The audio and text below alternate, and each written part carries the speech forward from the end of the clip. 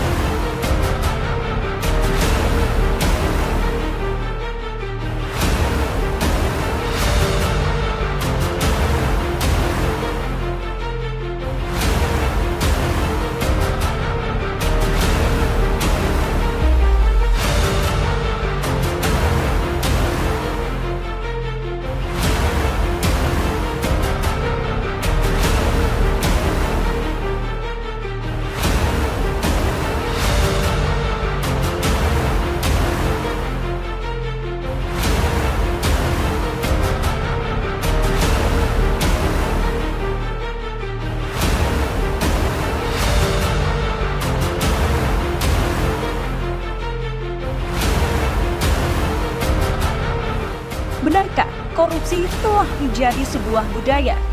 Ataukah karena keserakahan belaka?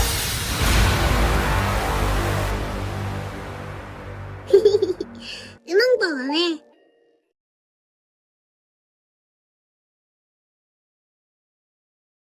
Bismillahirrahmanirrahim. Assalamualaikum warahmatullahi wabarakatuh. Selamat pagi dan salam sejahtera untuk kita semua. Shalom, Om Swastiastu, Namo Buddhaya, salam kebajikan, Rahayu. Dalam rangka peringatan Hari Anti Korupsi Sedunia ini, kami dari Kejaksaan Negeri Kepulauan Selayar pada hari ini, jam ini, waktu ini melaksanakan dialog interaktif dalam rangka memperingati Hari Anti Korupsi Sedunia tahun 2023 dengan mengundang beberapa narasumber dengan mengulas korupsi dari berbagai aspek, mulai dari agama, budaya, dan sisi pencegahan tindak pidana korupsi ini. Betulkah bangsa kita ini serius ingin memberantas korupsi? Tentu segala sesuatunya dapat dipotret baik dari sudut agama, dari sudut sosial, ya, kearifan lokal yang tumbuh di daerah ini, dan tentu saja bagaimana peranan aktif dari Apip dalam menjaga dan mengawal sehingga segala sesuatunya berjalan sesuai dengan ketentuan. Karena aparat pemerintah internal pemerintah itu adalah quality insurance, penjamin kualitas dari pelaksanaan kegiatan-kegiatan pemerintahan. Makanya sangat dikedepankan ketika bisa memberikan jaminan-jaminan tadi. Mudah-mudahan dialog interaktif ini bermanfaat bagi kita semua dari seluruh lapisan masyarakat yang akan menyaksikan nantinya. Terlebih terkurang dalam penyampaian ini saya mengucapkan mohon maaf. Wabillahi taufiq wal hidayah. Wassalamualaikum warahmatullahi wabarakatuh. Ini saya ingin menyapa dulu narasumber kita pada hari ini. Yang pertama Pak Andi Batiar. Assalamualaikum, apa kabar Pak? Baik. Selanjutnya kepada ini temannya Sujiwo Tejo nih, ada Bapak Rahmat Zainal, budayawan Selayar. Dan yang terakhir Pak Arfan Arif. Ini yang benar Pak Arfang atau Pak Arfan Pak? Arfang, pakai G ya? Baik. Assalamualaikum Pak Arfan Arif, apakah sehat? Alhamdulillahirrahmanirrahim. Saya melansir dari data Transparency International terkait dengan Indeks Persepsi Korupsi tahun 2022. Ini IPK Indonesia menempati pada angka 34 dari skala 0 hingga dengan 100. 0 ini yang berarti paling korup dan 100 yang berarti paling bersih. Nah, kita ada di angka 34 yang mana 34 ini berada pada urutan 110 dari 180 negara. Sejauh pengamatan Anda, apa yang menyebabkan korupsi ini masih terus terjadi sementara upaya-upaya preventif maupun represif sudah dilakukan, Pak? Terima kasih. Menurut kami korupsi tetap terjadi karena ini disebabkan oleh dua hal, ada faktor individu dan biasanya ada dorongan dari keluarga, sehingga kemudian adanya kesempatan dan keinginan dari yang bersangkutan untuk melakukan korupsi. Karena jadi kegiatan inspektorat itu ada namanya program kerja pengawasan tahunan. Jadi di situ kami melakukan pemeriksaan atau pengawasan, tetapi masih dominan kepada pembinaan. Ingat beberapa kasus di pemerintah desa ini sudah terjadi. Dari kurun waktu 3 tahun terakhir ada setidaknya 11 kasus terkait dengan desa seperti itu. Biasanya karena pengaruh gaya hidup mewah atau gaya hidup modern sehingga timbul untuk melakukan korupsi untuk memenuhi kebutuhannya yang lebih, padahal sebenarnya kemampuannya hanya sekian, tetapi karena gaya hidup mereka itu gaya hidup mewah, gaya hidup modern, sehingga terpaksa melakukan korupsi, katakan seperti itu, untuk memenuhi kebutuhannya yang lebih dari kemampuannya. Terima kasih. Tapi harus diakui bahwa kekuasaan dan korupsi ini dua sisi mata uang ya, tidak bisa dipisahkan. Sejak kapan ini korupsi muncul? Setelah korupsi muncul ternyata bersamaan dengan munculnya kekuasaan. Ini lebih kepada individu dan ini sepanjang manusia ada sejak zaman pertanian sehingga hari ini, dan saya yakin mungkin tidak akan hilang sampai hari kiamat. Tapi memang di awalnya di budaya Nusantara sendiri kita sudah ada istilahnya sistem upeti. Tapi sistem upeti ini lebih kepada penaklukan. Kalau kita lihat dari bahasanya, utpati ini itu bisa berarti materi, uang, bisa juga bagaimana ingin meloloskan sesuatu. Tapi itu sudah ada dalam bentuk penghormatan. Saya tidak sepakat juga kalau misalnya UPT ini menjadi bagian daripada korupsi, karena dalam budaya kita misalnya di Nusantara, Manunggaling Kaula Gusti itu atau di Selayar ini atau di Bugis Makassar ini disebut dengan Tumanurung. Penguasa itu representasi dari langit. Sehingga orang menghormat, memberikan apa saja, apa yang ditunjuk pengusaha, saya ingin kebun kamu, dia akan serahkan. Di Selayar itu ada Tumanurung, apa yang dikatakan Tumanurung sebagai representasi Batara misalnya, ataupun Batara Lutu di Bugis, ataupun misalnya di Manunggaling Kaula Gusti ini, bahwa penguasa adalah representasi dari penguasa langit, sehingga harus diberikan hadiah mungkin untuk pada hari ini. Sehingga saya tidak sepakat bahwa upeti itu bagian daripada korupsi. Biarkanlah adat bekerja dengan sendirinya daripada kita kait-kaitkan. Karena ini banyak nilai sebenarnya. Pada zaman Nabi ini praktik korupsi itu sudah ada belum sih Pak? Korupsi atau gulul dan hadiah itu di dalam fatwa Majelis Ulama dipisahkan antara suap, bahasa Arabnya rizwah, korupsi bahasa Arabnya gulul, dan hadiah. Ya. Itu suatu ketika Rasulullah duduk bersama dengan sahabat-sahabat. Kemudian tiba-tiba ada seorang sahabat membaca di hadapan Rasulullah itu surah Al-Baqarah ini ayat 168 yang bunyinya a'udzubillahi samil alim minasyaitonir rajim ya ayuhan nas kulu mimma fil ardi halalan thayyibah wala tattabi'u khutuwatis syaitan innahu lakum aduwwum mubin. Hai manusia, makanlah apa yang terdapat di permukaan bumi ini dari yang halalan thayyibah. Wala tattabi'u khutuwatis syaitan, dan janganlah engkau mengikuti hawa nafsu syaitan. Innahu lakum aduwwum mubin. Sesungguhnya syaitan itu adalah musuhmu yang nyata. Setelah selesai sahabat ini membaca surah Al-Baqarah ayat 168 ini, tiba-tiba berdiri seorang sahabat yang lain bernama Sa'ad bin Abi Waqqas. Sa'ad bin Abi Waqqas berkata, "Ya Rasulullah, doakan saya supaya doa saya juga diijabah oleh Allah." Rupanya saat ini sangat menginginkan setiap dia berdoa dia diijabah oleh Allah. Apa jawaban Rasulullah sallallahu alaihi wasallam? Wahai Sa'ad, jika engkau ingin doamu diijabah oleh Allah, maka perbaikilah makananmu. Karena sesuap makanan yang haram yang masuk ke dalam tubuh kalian, maka 40 hari ibadah kalian tidak diterima. Menanyakan terkait dengan batasan-batasan hadiah. Ya, Sementara di dalam Islam sendiri Ya. adanya anjuran terkait dengan pemberian Ya, hadiah. ya. Sebenarnya pemberian hadiah yang dimaksud dari perspektif hukum Islam sendiri itu seperti apa, Pak? Jadi hadiah bukan korupsi ya. Hadiah itu bukan korupsi. Suap juga bukan korupsi. Ya, lain. Suap itu riswa, korupsi gulul, dan hadiah bukan. Ya, jadi itu bisa dipisahkan. Nah, dalam konteks agama Islam itu seperti tadi Mbak Dian katakan bahwasanya hadiah itu adalah Rasulullah jelaskan saling memberi hadiahlah kalian supaya kalian saling mencintai, silaturahim di antara kalian gitu. Dan memang kita rasakan ya, kita manusiawi ketika ada orang seseorang datang membawakan kepada kita tanpa membawakan kita satu hadiah, kita merasa senang, merasa gembira, itu manusiawi. Itu manusia dan kodrat kita memang demikian itu.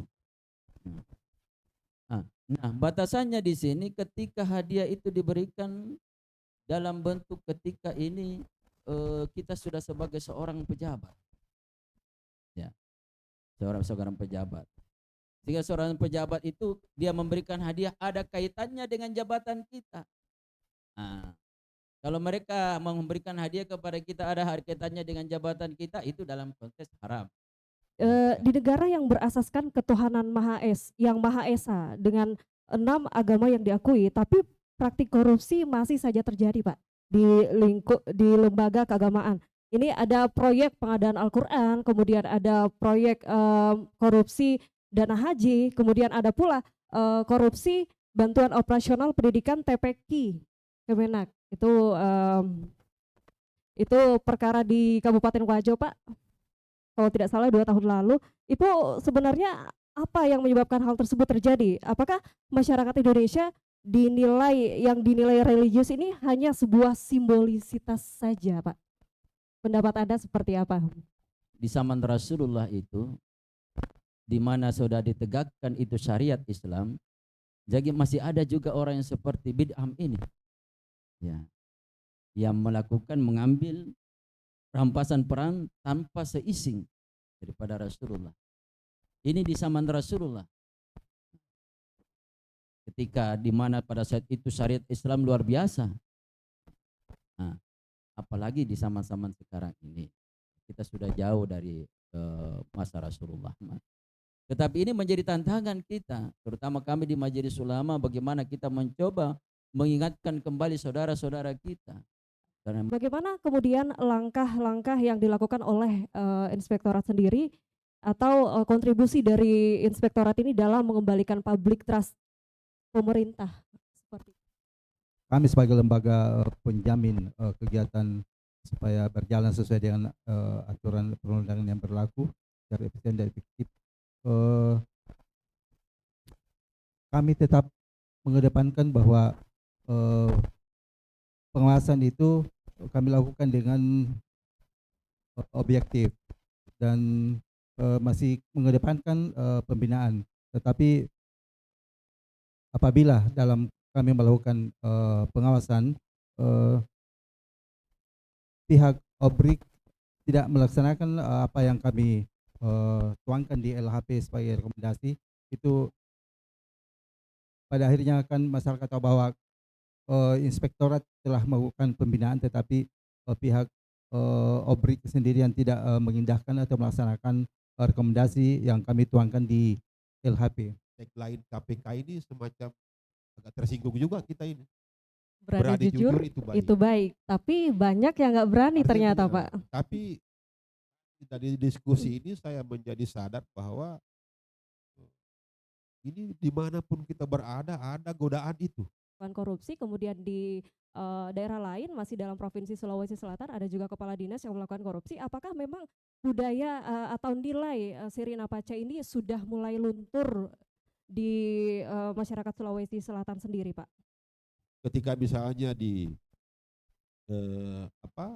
Nabi naik ke mimbar menceritakan tentang perilaku korupsi ini, kan bagaimana menimbulkan rasa malu pada orang itu sehingga tidak berani melakukannya untuk kedua kalinya. Memang ini yang saya harus diakui dengan perilaku ini, lepas dari berbagai macam pendapat atau diskusi, ya budaya malu memang sudah terkikis dalam masyarakat kita.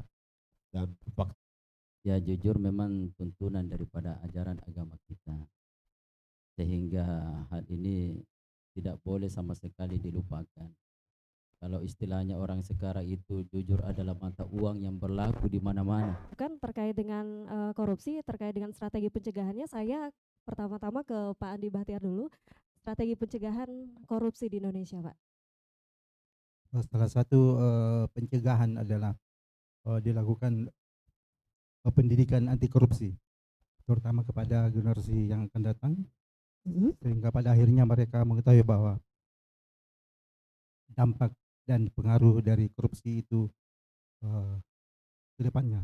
Jadi yang kita fokuskan kepada generasi yang akan datang, apakah itu ada kurikulum di STM atau di perguruan tinggi terkait dengan pendidikan anti korupsi. ini berkaitan juga dengan pendekatan secara persuasif terhadap perilaku korupsi itu pertama.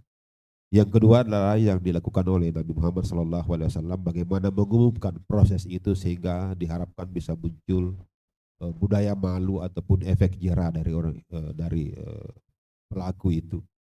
Yang ketiga adalah sistem pendidikan kita, dan ini paling enak dari sistem dalam masyarakat Yahudi, bagaimana dalam pengajaran Taurat itu sistem kamar. Di Indonesia sistem pesantren ini paling enak melatih pada usia dini, ini mungkin secara jangka panjang. Yang keempat, belajar dari pengalaman Yesus Kristus dan Rasulullah Muhammad SAW, itu ada task force, ada memang tim. Mungkin apakah tim cyber pungli kah, atau tim anti korupsi kah, atau mungkin semacam KPK ini kah? Solusi yang ditawarkan sebagai bahan masukan untuk mengurangi atau memberantas korupsi, Pak. Iya, makasih Mbak Dian. Setiap kita melakukan kegiatan, harus kita tahu apa tujuannya. Kita mau melangkah, pergi ke suatu tempat, harus kita tahu tujuannya kemana. Nah, kita juga diciptakan oleh Allah ke permukaan bumi ini, harus kita tahu apa tujuannya kita. Hanya satu tujuannya kita diciptakan oleh Allah ke permukaan bumi ini, yaitu wa ma khalaqtul jinna wal insan illa liya'budun. Dan tidaklah aku menciptakan jin dan manusia kecuali untuk menyembah kepadaku, bukan untuk berbuat yang lain. Nah, kalau konsep ini kita kembali sadari bahwasanya kita diciptakan oleh Allah Tuhan Yang Maha Esa adalah untuk beribadah, maka sudah selesai seluruh persoalan yang kita bicarakan pada hari ini. Selesai persoalan itu. Kalau kita bawa tugas kita seorang pejabat, dia bawa jabatannya untuk dalam konteks ibadah, sudah selesai tugas-tugas. Kejaksaan akan ringan tugasnya, kepolisian akan ringan tugasnya, ya, aparat keamanan akan ringan tugasnya. Kalau setiap pejabat menganggap bahwasanya jabatannya itu adalah dalam rangka untuk beribadah, dia kirim jabatannya itu dalam rangka beribadah, tidak berat lagi tugas dan tanggung jawab daripada kejaksaan, kepolisian, aparat hukum. Kalau mereka bawa ke situ. Nah, oleh sebab itu saya sangat berharap sekali supaya mulai dari pucuk pimpinan yang ada itu selalu menanamkan ini, bahwasanya kalian berada di tempat ini, tugas ini, jadikan ini sebagai ibadah. Beberapa perspektif baik dari pemerintah, kemudian dari seorang budayawan dan dari perspektif agama sendiri mengakui bahwa korupsi ini datangnya dari diri sendiri. Oleh karena itu diperlukan upaya-upaya atau strategi pencegahan dengan beberapa hal. Yang pertama adalah pendidikan anti korupsi, kemudian pendekatan secara persuasif, kemudian membenahi sistem pendidikan sendiri, kemudian penguatan lembaga, dan tadi sudah disampaikan juga menggabungkan semangat anak muda dan kebijakan orang tua ya. Kemudian yang terakhir disampaikan oleh Pak Arfan dari Ketua MUI bahwa harus mengetahui terkait hakikat hidup manusia gitu. Tujuan hidup manusia adalah beribadah, dan terakhir bagaimana kita di suatu institusi ini saling mengingatkan atau di lingkup manapun, entah itu dalam keluarga atau dalam sebuah lembaga, hendaknya saling mengingatkan satu sama lain, seperti itu. Untuk itu setelah perbincangan ini saya akan membuka sesi tanya jawab. Budaya tadi, Pak Rahmat. Seperti apa kearifan lokal yang ada di masyarakat Selayar ini? Memang banyak hal, jujur saya katakan, saya masuk di sini, saya mulai mempelajari sedikit banyaknya terkait dengan sosialnya masyarakat Selayar, budayanya masyarakat Selayar. Bahkan saya sampai membeli buku yang judulnya Kapali. Apa itu? Apa namanya? Amali. Hal-hal yang hidup di tengah-tengah masyarakat, dan saya lihat seluruhnya itu mengarah kepada sebuah kebaikan. Contoh, salah satunya adalah katanya pantangan ketika sudah ditawarkan kopi tapi tidak diminum. Ada sebuah filosofi lagi di belakang itu yang mau dilihat. Apa itu? Seseorang yang sudah menawarkan dengan susah payah membuatkan kopi, kemudian dengan keikhlasannya menjalin silaturahmi dengan cangkir kopi tadi, tapi ditolak. Nah, maka dikatakan pantang itu. Kemudian meninggalkan ketika sedang makan bersama terus meninggalkan. Ada pantangannya lagi. Ada hal yang akan terjadi nantinya. Filosofi di belakangnya apa? Ya, dalam kebersamaan terus kita meninggalkan seperti itu. Banyak hal-hal. Nah, saya ingin melihat atau mungkin ada sesuatu yang juga menjadi referensi Pak Rahmat tentang budaya malu, budaya takut untuk melakukan hal-hal yang dinilai sebagai sebuah ketidakjujuran. Mungkin itu pertanyaan saya kepada Pak Rahmat. Terima kasih. Bapak budayawan dan Bapak dari MUI. Yang pertama untuk Bapak dari budayawan. Gini Pak, budaya punya cara pandang dan definisinya sendiri terhadap korupsi. Demikian juga halnya dengan hukum positif, punya cara pandang dan definisinya sendiri terhadap korupsi. Mau yang ingin saya tanyakan kepada Bapak, sejauh mana nilai-nilai budaya itu bisa diadopsi oleh hukum positif? Mengingat apa? Karena budaya di Indonesia, dasar pemikiran filosofisnya saja sudah berbeda. Budaya itu lahir dari sifat jiwa bangsa kita yang sifatnya Gemenschaft atau paguyuban. Sedangkan hukum positif kita diadopsi dari Barat, dari Eropa, yang notabene jiwa bangsanya adalah Gesellschaft atau patembayan. Jadi dari akar sudut pandang filosofinya saja sudah berbeda gitu loh. Yang pertama, sejauh mana bisa diadopsi menurut Bapak yang dari budayawan. Terus kemudian untuk pertanyaan kepada Bapak yang dari MUI, gini Pak, pendidikan itu punya peran yang sangat krusial dalam pembentukan jati diri bangsa gitu kan. Hasil riset terakhir dari World of Statistics, Indonesia itu adalah negara nomor 1 di dunia yang paling percaya pada Tuhan.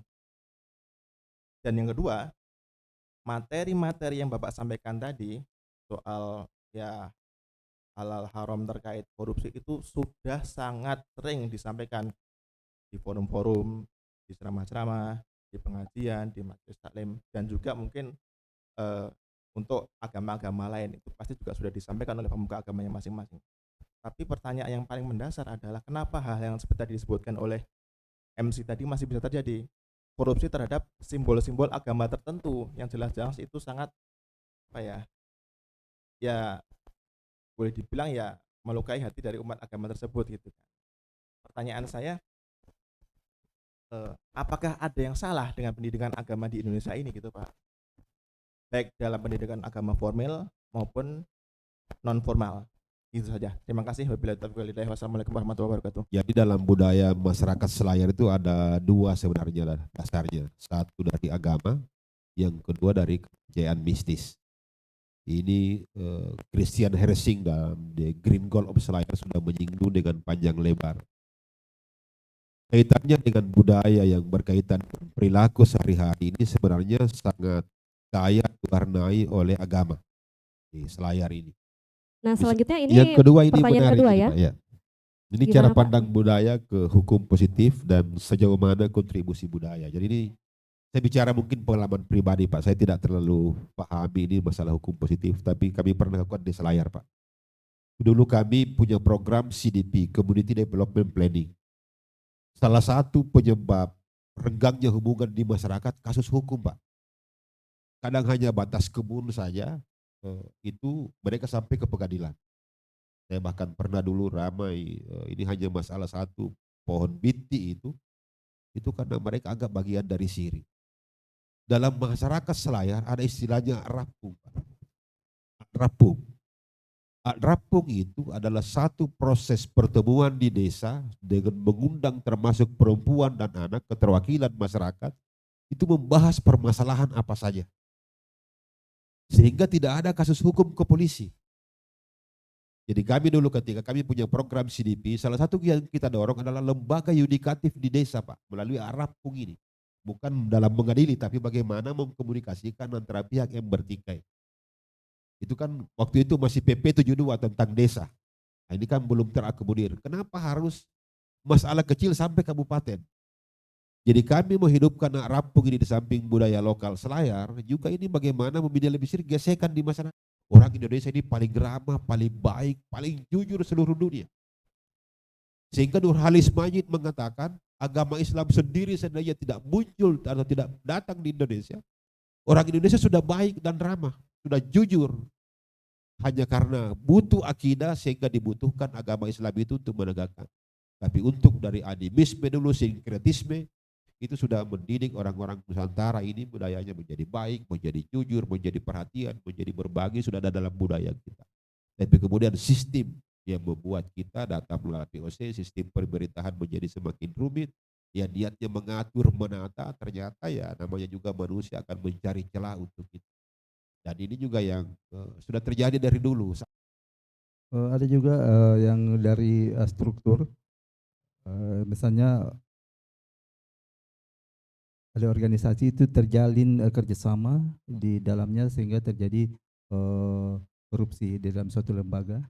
Jadi ada seakan-akan memang ada terstruktur di dalam suatu lembaga itu ada berapa orang karena korupsi itu melibatkan satu orang atau lebih sehingga di dalam organisasi itu kadang korupsi itu memang terjadi secara struktur. Saya masih menganggap positif bahwasanya hasil daripada pendidikan yang ada itu ya masih banyak yang lebih bagusnya dibanding dengan yang kurang bagusnya. Dan saya yakin teman-teman guru baik di madrasah maupun di sekolah umum itu sudah berusaha untuk itu, pendidikan agama. Dan memang ya pengaruh dunia ini seperti tadi disampaikan oleh Pak Rahmat Senat itu, kalau orang-orang Yahudi itu ukurannya mereka di dunia. Nah, kalau kita memang di umat di Islam ini, di agama kita ini, di Muslim, memang Allah itu jadikan indah dalam pandangan kita yang demikian.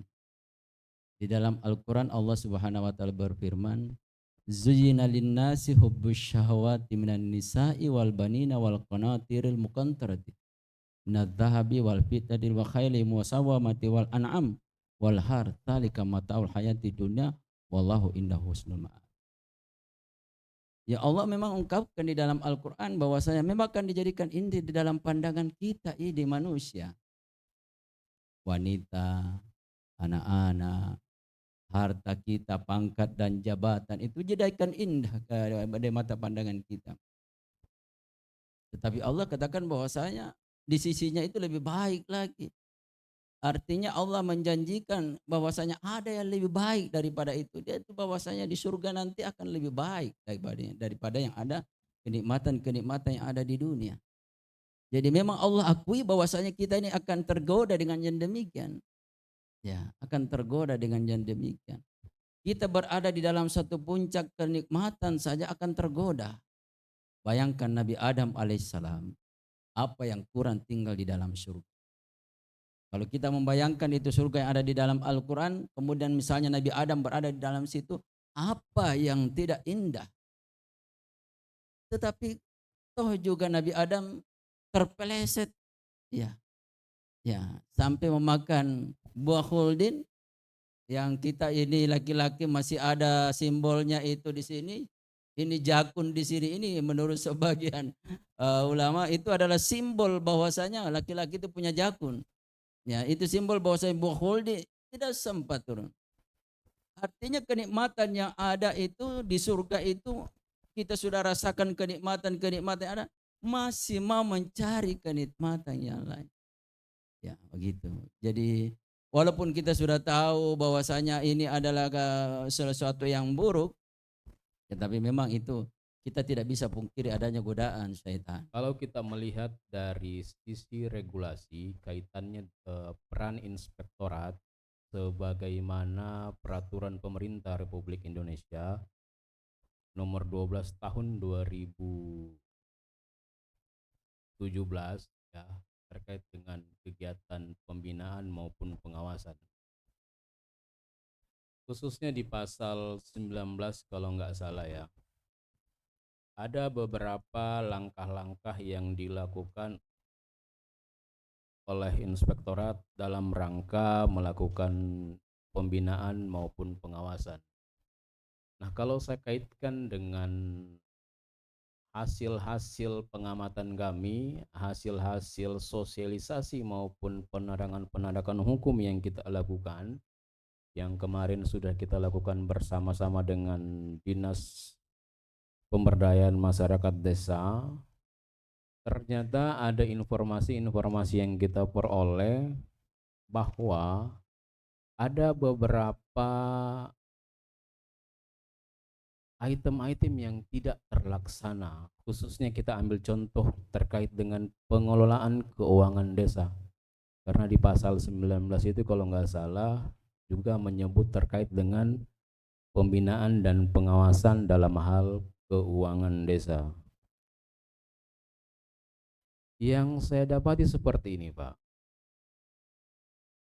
Dalam pengelolaan keuangan desa, ternyata ada sistem yang tidak jalan. Ada regulasi yang tidak jalan. Saya kasih contoh konkret gini, Pak. Kalau kita melakukan pengelolaan keuangan desa yang sumbernya dari ADD maupun DDS ataupun DBH, ternyata itu dikelola oleh satu orang. Siapa yang kelola? Kepala desa. Lah, bagaimana kemudian dengan keterlibatan dari rekan-rekan atau perangkat desa yang lain? seperti sekretaris desa, kemudian bendahara, kasih dan gaur, Pak. Yang terjadi adalah setelah anggaran kemudian tadi cair, itu dikelola sendiri oleh kepala desa. Nah, ketika misalkan keuangan ini dikelola oleh kepala desa, saya yakin di inspektorat maupun di dinas itu pasti mengetahui informasi itu. Ketika sudah dikelola oleh kepala desa, otomatis tidak ada pihak yang melakukan pengawasan di desa. Siapa yang mengawasi kalau misalkan kepala desa yang mengelola sendiri? Nah, dalam perjalanan ternyata desa tadi mengalami problem terkait dengan dugaan terjadinya tindak pidana korupsi, Pak. Yang ingin saya tanyakan kepada Pak Irfan, kalau kita kaitkan dengan pembinaan, masa jabatan yang diberlakukan oleh kepala desa adalah 6 tahun. Kalau dalam 1 tahun pertama misalkan dia melakukan kesalahan administrasi atau ketidaktahuan dia terhadap regulasi, mungkin kita masih bijak untuk memberikan dia pembinaan. Tetapi bagaimana kemudian setelah misalkan 6 tahun, ternyata pola-pola tadi ini berjalan terus, Pak. Terjadi terus. Yang paling ribetnya adalah bendahara desa mengundurkan diri karena kepala desa yang kelola sendiri keuangan tadi. Yang saya melihat adalah pola pembinaan, mohon maaf Pak, saya belak-belakan aja, nggak jalan ini barang. Dan kalau misalkan kita lakukan pembinaan, harusnya persoalan ini tidak terulang lagi. Tetapi poinnya masih banyak hal-hal kemudian kita dapati di pemerintah desa yang mengelola sendiri keuangan desanya. Itu yang pertama. Yang kedua, Pak, terkait dengan pengawasan, kalau kita bicara prinsip pengawasan adalah yang pertama, dia independen, kemudian dia tidak boleh dipengaruhi oleh pihak-pihak lain, kemudian tidak tumpang tindih regulasi. Yang jadi persoalan, Pak, seberapapun kita melakukan pengawasan di desa, masih ada juga rekan-rekan dari kepala desa yang melakukan pelanggaran, penyimpangan terkait dengan dugaan tidak pidana korupsi itu sendiri. Ketika misalkan sudah dilakukan misalkan LHP reguler oleh inspektorat, kemudian didapati dengan temuan, saya berharap kita bisa memilah dan memilih bahwa ini masuk pelanggaran administrasi. Ketika melanggar administrasi mungkin bisa kita berikan dia kebijakan untuk menyelesaikan persoalan secara administrasi. Tetapi yang kemudian kita lihat fakta yang ada di lapangan, persoalan ini sudah masuk ke ranah pidana dan pidana korupsi. Bagaimana kemudian menyikapi dalam bentuk pembinaan dan pengawasan, karena sampai dengan saat ini pola itu masih terjadi. Kepala desa tidak sungkan-sungkan lagi untuk mengambil dan mengelola keuangan desa. Saya nggak tahu apa pertimbangan mereka. Apakah memang ada sistem yang kurang, pembinaan dan pengawasan yang kurang, atau memang ada hal lain? Saya nggak tahu, Pak.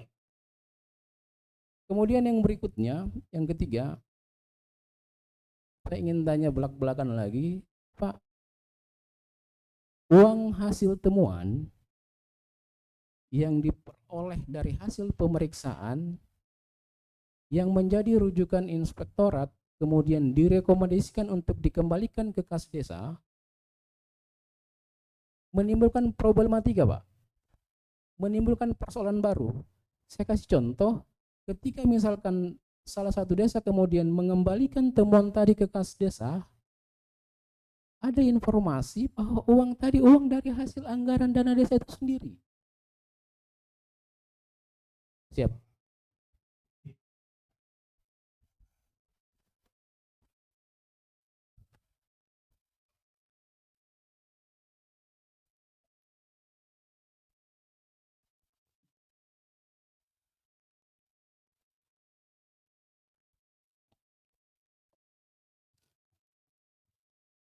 Siap, Pak.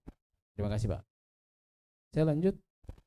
Bagaimana kemudian dari pihak inspektorat menyikapi adanya praktek-praktek yang sering terjadi bahwa kepala desa itu melakukan pengelolaan, apakah selama ini ada yang kurang dalam hal misalkan sosialisasi? Apakah yang kurang dalam hal misalkan pemberian peringatan kepada kepala desa dari sisi pembinaan dan penguasaan yang dilakukan oleh inspektorat seperti apa? Untuk yang pertama, mengapa agama itu memiliki peran penting terhadap tindakan anti korupsi. Untuk yang kedua, apakah korupsi itu berdampak besar terhadap budaya dan norma-norma masyarakat. Dan apakah korupsi itu disebabkan oleh perilaku atau disebabkan oleh budaya. Mungkin demikian. Wassalamualaikum warahmatullahi wabarakatuh. Kepada Pak Inspektur, dalam sebuah instansi itu pasti ada yang dinamakan dengan birokrasi. Nah, apabila dalam birokrasi itu terjadi apa yang dinamakan dengan birokrasi patrimonial, nah itu apa yang akan terjadi atau dampaknya pada instansi yang terdapat birokrasi patrimonial. Mungkin itu saja. Assalamualaikum warahmatullahi wabarakatuh. Terima kasih. Saya menjawab dari kasih Intel. Jadi peran inspektorat terhadap praktik kepala desa yang mengambil alih tugas daripada bendahara, memang ada hal yang terjadi seperti itu, tapi tidak semua desa melakukan hal yang seperti yang dikatakan tadi, karena ada juga beberapa desa yang telah melakukan sesuai dengan aturan. Jadi tetap bendahara yang melakukan pengelolaan keuangannya, membuat SPJ, tetapi kembali lagi pada SDM. Jadi karena di desa terbatas sumber daya manusia termasuk bendahara, sehingga biasanya ada kepala desa yang mengambil alih tugas-tugas itu, karena biasanya kepala desa mengatakan bahwa apabila bendahara yang akan mengelola pertanggungjawaban itu tidak akan selesai, tetapi kami tetap melakukan pembinaan bahwa pada saat kami melakukan pemeriksaan pengawasan terhadap pertanggungjawaban desa, pada saat kami melakukan pengawasan menyampaikan lebih awal bahwa ada hal-hal yang tidak sesuai dengan aturan di pertanggungjawabannya. Misalnya tidak lengkap apa yang disampaikan di pertanggungjawaban, kita sampaikan memang pada saat pemeriksaan. Kemudian selanjutnya pada saat selesai melakukan pemeriksaan, tim sebelum memfinalkan LHP itu masih kita beri waktu dan memanggil OBRIK untuk melakukan pembahasan pokok-pokok temuan. Jadi di situ kita beri lagi kesempatan pada saat pembahasan pokok-pokok temuan itu kita sepakat bahwa hal-hal yang tercantum di pokok-pokok temuan itu apakah desa akan menindaklanjuti dengan waktu yang kami berikan, biasanya 1 minggu. Jadi tetap kami melakukan pembinaan, tetapi apabila dalam waktu 1 minggu yang kita berikan, tapi kelengkapan administrasi ataupun penyetoran misalnya pajak yang tidak disetor itu, kami akhirnya memfinalkan di LHP, karena kami menganggap bahwa waktu yang telah diberikan itu tidak dimanfaatkan. Jadi saya kira kami melakukan pembinaan seperti itu pada saat kami memeriksa, itu kami sudah melakukan pembinaan. Saya kira demikian. Bahwa korupsi ini perilaku tercela, bahkan itu jauh sebelum ada hukum positif. Kita tahu dalam budaya-budaya kuno, dan ini juga di banyak prasasti, bahwa masyarakat bahkan masyarakat prasejarah ketika ada kelakuan misalnya yang menyimpang dari norma, itu hukumannya jelas, bahkan ada potong tangan. Jauh sebelum Islam sudah ada potong tangan, ada bahkan pancung pada zaman dinasti Han untuk perilaku menyimpang. Memang perilaku individu dan bukan suatu hal yang diwariskan atau dipraktekkan oleh satu komunitas secara turun-temurun. Ini yang saya katakan tadi di awal, bahwa kenapa ini misalnya dibutuhkan cara bertuhan yang tepat. Nurhalis Majid pernah mengatakan bahwa seandainya tanpa ada Islam pun orang Nusantara ini sudah baik secara perilaku, sudah akan jujur karena budaya itu sudah mengajarkan itu. Walaupun mungkin mereka itu animisme. Jadi kebutuhan kita terhadap agama memang menjadi dasar. Saya lagi saat ini masih membuat kajian. Salah satu benteng terakhir kita adalah agama, Pak, ke depan. Kembali yang tadi, karena korupsi saya katakan terjadi karena niat dan kesempatan. Niat ini itu di dalam hati, dan sebenarnya hati nurani manusia itu tidak ada yang mau melakukan kejahatan, tidak ada. Nah, kalau kita kembalikan ke situ, nilai-nilai luhur yang ada di dalam hati mereka, sebenarnya mereka tidak mau melakukan kejahatan.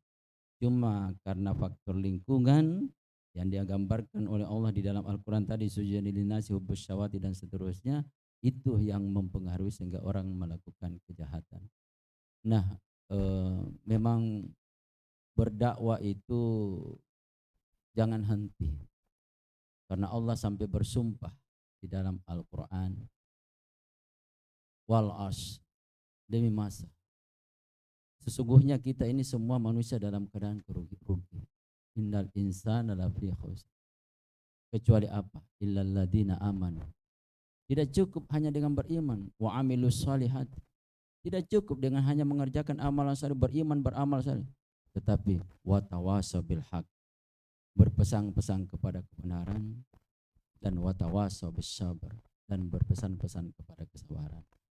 Jadi kita diciptakan oleh Allah kepada, kalau tidak mau rugi, lakukan 4 hal itu. Beriman, mengerjakan amal soleh, berpesan-pesan kepada kebenaran seperti ini, acara ini, dan berpesan-pesan kepada kesabaran. Saya rasa demikian, terima kasih. Assalamualaikum warahmatullahi wabarakatuh. Baik, waalaikumsalam warahmatullahi wabarakatuh. Kita beri aplaus dulu untuk ketiga narasumber pada hari ini. Luar biasa antusiasme dari teman-teman sekalian. Kami ucapkan terima kasih kepada Pak Irban III, Pak Adi Bahtiar, kepada Pak Rahmat Zainal, Budayawan Selayar, dan kepada Ketua MUI Pak Haji Arfan. Terima kasih atas penyampaiannya pada hari ini. Semoga dengan adanya dialog interaktif pada hari ini bisa memberikan spirit baru kepada kami yang hadir di sini dan yang menonton nanti acara ini. Mari bersama-sama memerangi korupsi, dimulai dari sendiri, dimulai hari ini dan bukan nanti. Terima kasih atas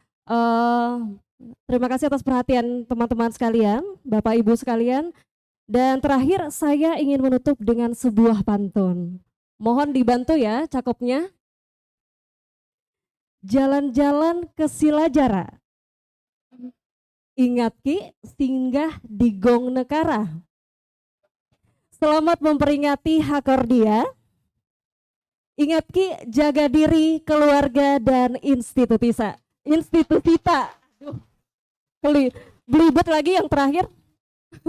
Baik, terima kasih atas antusiasmenya dan saya kembalikan kepada MC. Assalamualaikum warahmatullahi wabarakatuh.